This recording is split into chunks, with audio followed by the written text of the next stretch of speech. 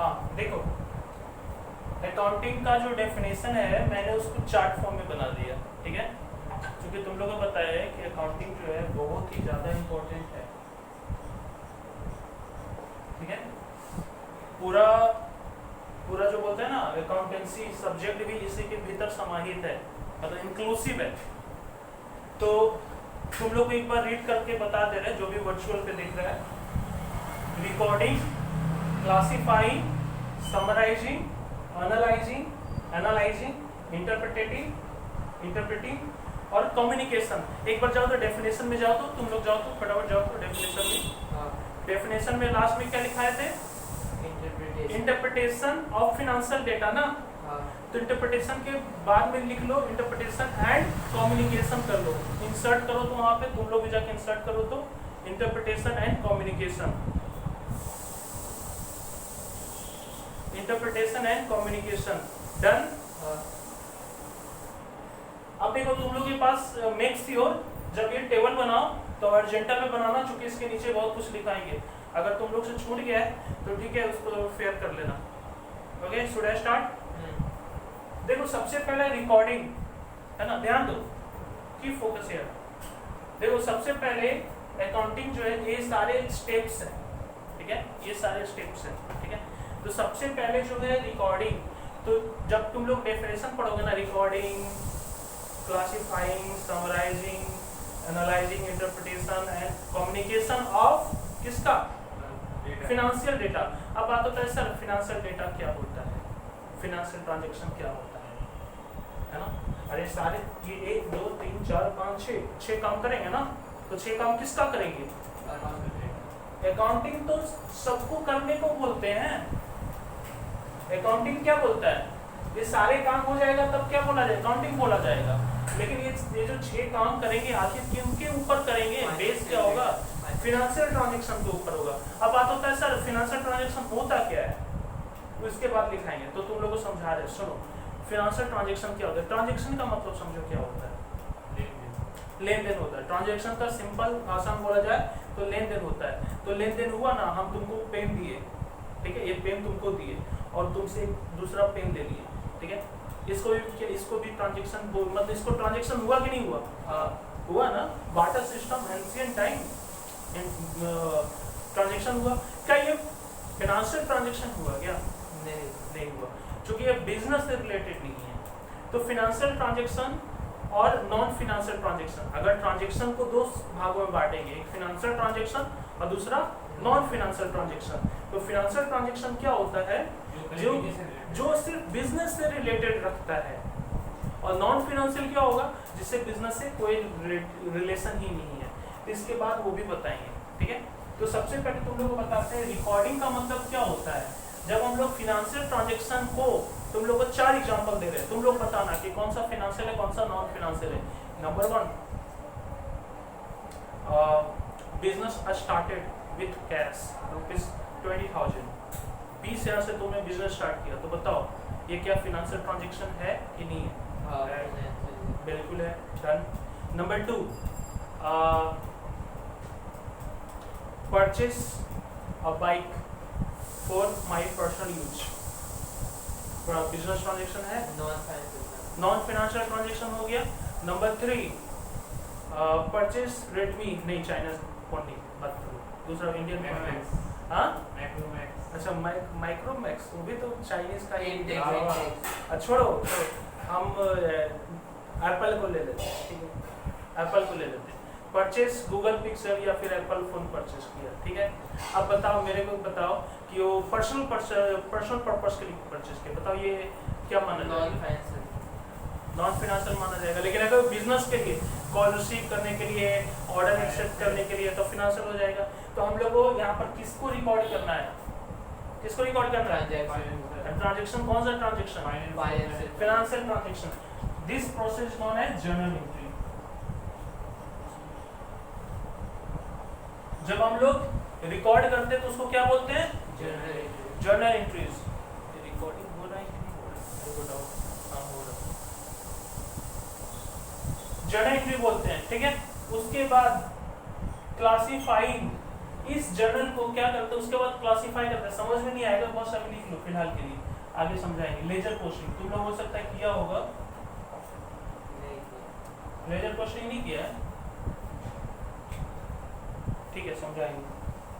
Summarise, summarise का मतलब क्या होता है?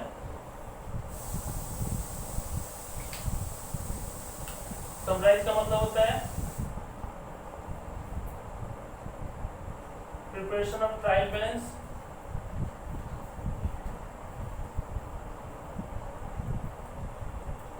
Trial balance, preparation of trial balance. मैं बोल रहा हूँ दिखाई नहीं दे रहा है। Preparation of trial balance, summarising के नीचे लिखना preparation of trial balance and final account, preparation of trial balance and final account. Done. Analysing में लिखो, एनालाइजिंग मतलब क्या होता है उसको समझना, ये जो हम बनाए हैं इसमें क्या मतलब कि रिजल्ट क्या आ रहा है, ठीक है। ये एनालाइज में होता है तुम्हारा रेशियो एनालिसिस, क्या बोलो, preparation of trial balance and final account, ratio analysis,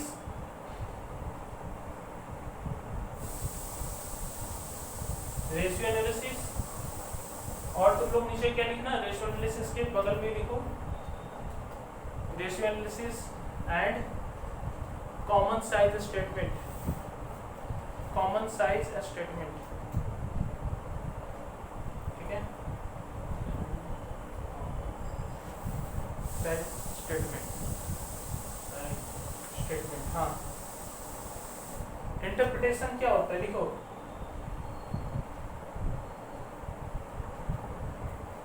interpretation के नीचे लिखो, हुआ इंटरप्रिटेशन के सामने नीचे लिखो taking decision, taking decision on the basis of analysis,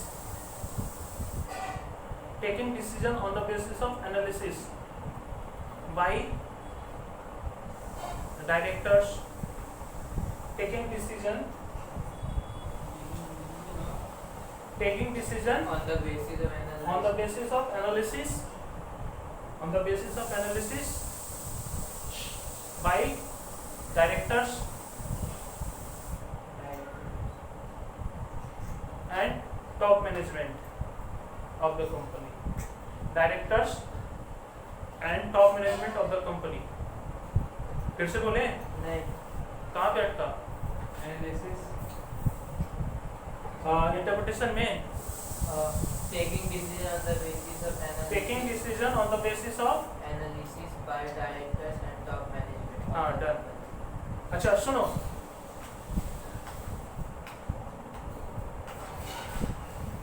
देखो कम्युनिकेशन के नीचे स्पेस है, ठीक है, जिसका पास स्पेस नहीं है वो एक स्पेस में जाकर लिख लेगा। कम्युनिकेशन के दो पार्ट में बांटो। कम्युनिकेशन का मतलब क्या होता है कि जो भी तुम बनाए हो ना उसको कम्युनिकेट करोगे, किन लोगों के साथ कम्युनिकेट करोगे, है ना। दो तरह के लोग होते हैं, ये जो तुम बनाए फिनेंशियल डेटा या फिनेंशियल ट्रांजैक्शंस या जो भी फिनेंशियल स्टेटमेंट बना है उसको तुम किसके साथ शेयर करोगे, है ना, जो भी तुम बनाए। तो दो तरह के, इंटरनल एक होता है, एक होता है एक्सटर्नल, ठीक है। इंटरनल में कौन कौन आ जाते हैं? सबसे पहला एम्प्लॉइज, कंपनी का काम करने वाले लोग, वो लोगों को भी जानने का हक है ना।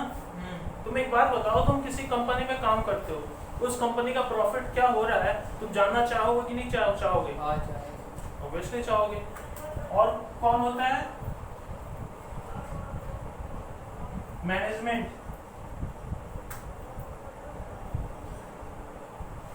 मेरे को नहीं लगता इसमें भी डेप्थ में जाना है, फिर भी तुम लोग बता देते हैं। और तुम लोग को लिखना है तो वीडियो को पॉज करना, लिख लेना, ठीक है।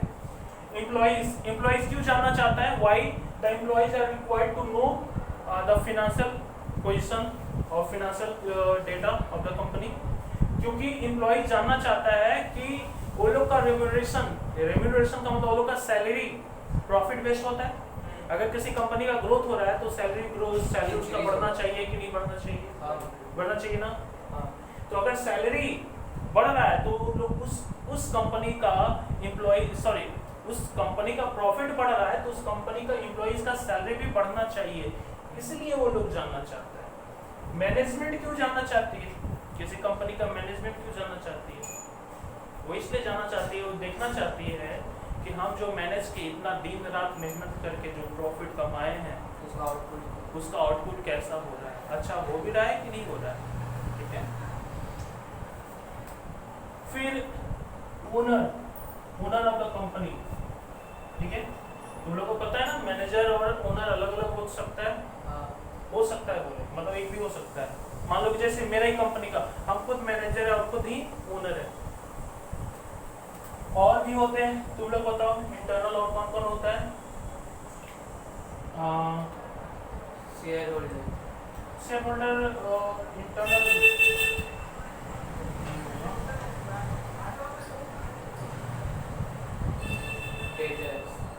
वो एक्सटर्नल हो गया। शेयर होल्डर इंटरनल नहीं, शेयर होल्डर पे एक्सटर्नल हो जाएगा ना।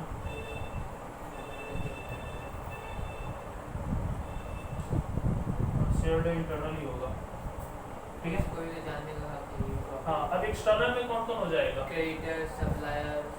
क्रेडिटर, अब क्रेडिटर क्या होता है ये तुम लोगों को बताया जाएगा। ठीक है, फर्दर या नेक्स्ट वीडियो में। क्रेडिटर और कौन? गवर्नमेंट, अरे टैक्स चार्ज करेगी गवर्नमेंट, सोसाइटी, गवर्नमेंट।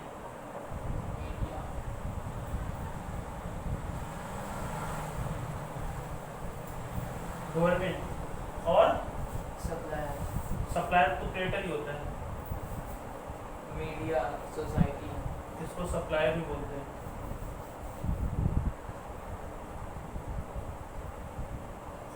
और इसको कस्टमर बोलते हैं। ठीक है। और सोसाइटी, बस इतना ही काफी है। तो इन लोगों को कम्युनिकेट करना जरूरी होता है। ठीक है। तो तुम लोग ने आज क्या सीखा? ठीक है, एक बार पूरा रिकैप कर लेते हैं, बाद में कॉपी करना। चलो ध्यान दीजिए, तुम लोग ने आज क्या सीखा एक बार पूरा रिकैप कर लेते हैं। ठीक है। तो सबसे पहले मैंने स्टार्टिंग में बताया कि अकाउंटेंसी क्या होता है। ठीक है। Accountancy is the branch of study. ठीक है। उसमें भीतर क्या होता है कि हम लोग पढ़ते हैं प्रॉफिट को डिटर्मिनेशन करना, फिनेंशियल पोजीशन को जानना।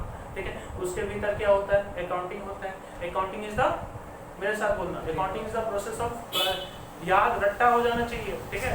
देखो कॉमर्स का मतलब क्या बोले ना, एक फीचर होता है, वो रट भी सकता है और समझता भी है, दोनों करता है। ठीक है।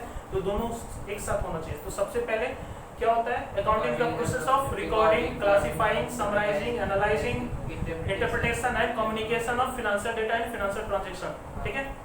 तो अब उसके भीतर आओ, उसके नीचे आता है बुक कीपिंग आता है। बुक कीपिंग क्या होता है? बुक कीपिंग छोटा भाई है किसका? अकाउंटिंग का छोटा भाई। उसमें क्या करते हैं कि बुक कीपिंग में जस्ट रिकॉर्ड करते हैं और क्लासिफाई करते हैं, यानी कि हम लोग समराइजिंग, एनालाइजिंग, इंटरप्रिटेशन और कम्युनिकेशन नहीं करते हैं। ठीक है, ये हो गया। उसके बाद फिर एक एक करके अकाउंटिंग के बारे में बताएं, कितने स्टेप्स होते हैं, सारे का मतलब बता दिए। ठीक है, मतलब बताएं, सिखाए नहीं है ना, सिखाएंगे तो बहुत टाइम लगेगा, एक एक करके सिखाएंगे, आगे धीरे धीरे सारे कुछ सिखाया जाएगा। अब आते हैं लास्ट जो टॉपिक बच गया, बुक कीपिंग। ठीक है, तो बुक कीपिंग उसको नेक्स्ट क्लास में हम